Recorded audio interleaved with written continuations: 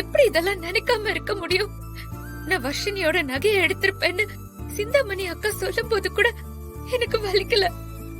ஆனா அத்தை அவங்க என் மேல நம்பிக்கை இல்லைன்னு சொல்லும் போது இசை இசை இந்த பாரு, நான் சொல்றது கொஞ்சம் கேளு. நகை காணாம போன விஷயமா என் ஃப்ரெண்டு கிட்ட நான் சொல்லியிருக்கேன். அவன் சீக்கிரமா நகையை கண்டுபிடிச்சு கொடுத்துருவான். It's just a matter of time. நீ அழாத, எல்லாம் சரியாயிடும். இந்த பாரு, சீக்கிரம் சரியாயிடும். நகைய கண்டுபிடிச்சு யார் தப்பானவங்கன்னு சொல்லிட்டா மட்டும் அத்தைக்கு என் மேல இருக்கிற எண்ணம் போயிருமா? என்கிட்ட சகஜமாயிருவாங்களா? பரவாயில்ல விஷால், பரவாயில்ல. இதெல்லாம் எனக்கு பழகினதுதான். அவமானமும் இன்சல்ட்டும் இதெல்லாம் எனக்கு ஒன்னும் புதுசு இல்ல. ஏன்னா என் வீட்டுல இருக்கும்போது சித்தி என்ன இதை விட அதிகமான வார்த்தையால என்ன ஹர்ட் பண்ணிருக்காங்க. ஆரம்பத்துல வலிச்சது. ஆனா என் சித்தியோட கேரக்டர் அதுதான் புரிஞ்சுக்கிட்டு நான் அதை ஈஸியா எடுத்துக்கிட்டேன், பழகிட்டேன்.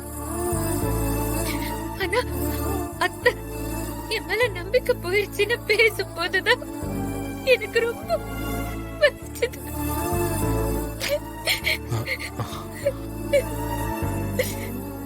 அம்மா பேசினது எனக்கே ஹர்ட் ஆச்சு. என்ன முக்கியமான விஷயம் என்னன்னு சொல்லுங்க. அம்மா நீங்க யாரு? என்ன எதுக்கு என்ன பார்த்து பயந்து வர்ற? அது ஒண்ணும் இல்ல சார், எனக்கு சின்ன வயசுல இருந்து போலீஸ்னா பயம். ஓ, அதனாலதான் அடுத்த வீட்ல இருந்து நகையெல்லாம் திருடிட்டு வந்து அதை யாருக்குமே தெரியாம அடகு கடையில வச்சு பணம் வாங்குனீங்களோ? திருட்டு நகையா? எது சார் திருட்டு நகை? இந்த பாருங்க, நீங்க அடகு வச்ச நகை எங்க வீட்டோடது தான். அங்க எல்லாரும் நகை காணும்னு எவ்வளவு பதறிக்கிட்டு இருக்காங்க தெரியுமா? சார் திருட்டு நகைன்னு எனக்கு தெரியாது சார். இந்த நகையை எனக்கு என் ஹஸ்பண்ட் பழனி தான் கொடுத்தாரு. ஹஸ்பண்டா? இந்த மாதிரிலாம் பொய் சொல்லக்கூடாது. ஸ்ரீஜான்னு ஒரு பொண்ணு தானே உங்ககிட்ட அந்த நகையெல்லாம் கொடுத்தா? ஐயோ, உண்மையாவே என் ஹஸ்பண்ட் பழனி தான் கொடுத்தாரு சார். என்னடா இது? இங்க பாருங்க, உங்க ஹஸ்பண்ட் போட்டோ இருக்கா? காட்டுறீங்களா? காட்டுங்க.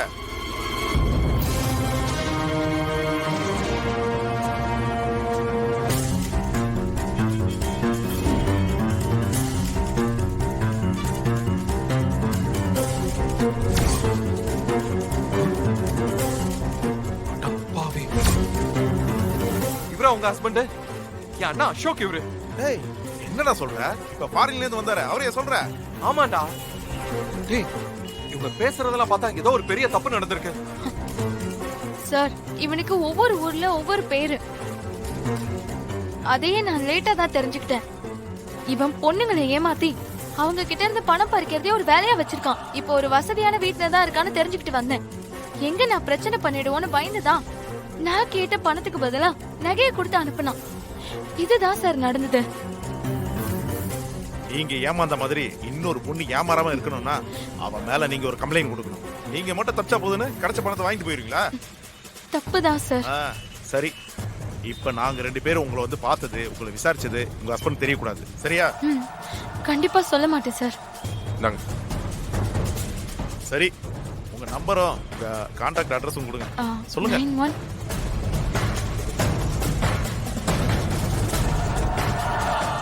நான் மறுபடியும் சொல்றேன், நான் உங்களை சந்திச்சதும் பேசினதும் உங்க ஹஸ்பண்டுக்கு தெரியவே கூடாது, என்ன?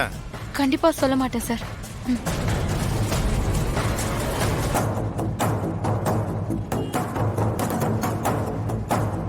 விஷால், வா போலாம். இப்போ அசோக்னு போய் சொல்லிட்டு உன் வீட்டுல ஒருத்தர் இருக்கால, அவனை அடிச்சு விசாரிப்போம் வா. அப்பதான் உண்மையான அசோக் எங்க இருக்காருன்னு தெரிஞ்சுக்க முடியும். இல்லடா வேணா, அவன் அவ்வளவு தைரியமா என் வீட்டுல உட்கார்ந்துருக்கான்னா. அண்ணே, இவன் சொல்றது உண்மைனா அந்த கங்கை எங்க?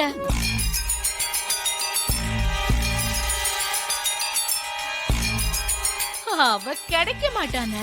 ஏன்னா அப்படி ஒரு கேரக்டரே இல்ல. இவன் கற்பனையா சொல்றான். ஓஹோ. சிந்தாமணி, நீ ஏன் முதல்ல இருந்து இந்த விஷயத்துல ஒரு மாதிரியா பிஹேவ் பண்ணிட்டே இருக்க? அப்பாப்பா இருங்க, அத்தை இன்டெலிஜென்ட் ஆச்சே.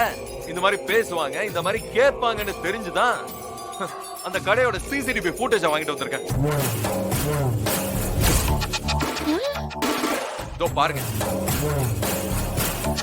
நல்லா பாருங்க. இந்த இந்த நகைங்களை வச்சுக்கிட்டு பணம் கொடுங்க. நகையை காமிங்க.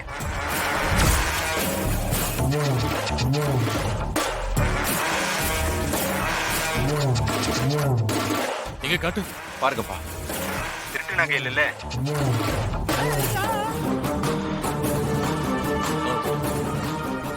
என்ன இது?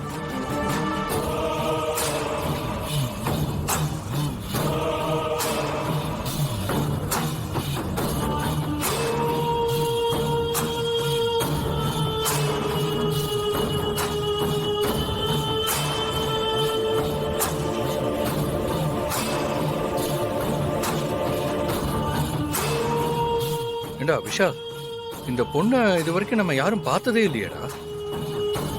ஆமா, இந்த பொண்ணு கைக்கு எப்படி அந்த நகை போச்சு?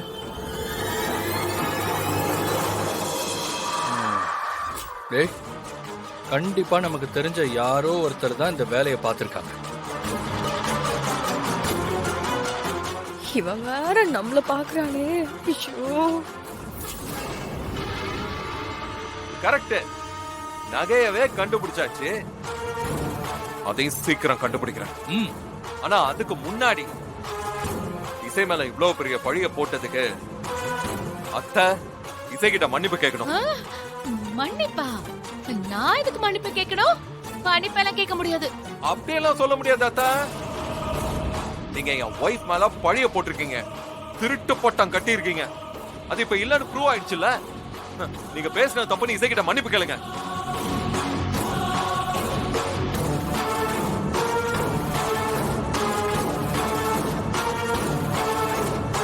என்னத்த என்ன பேசாம இருந்தா என்ன அர்த்தம்?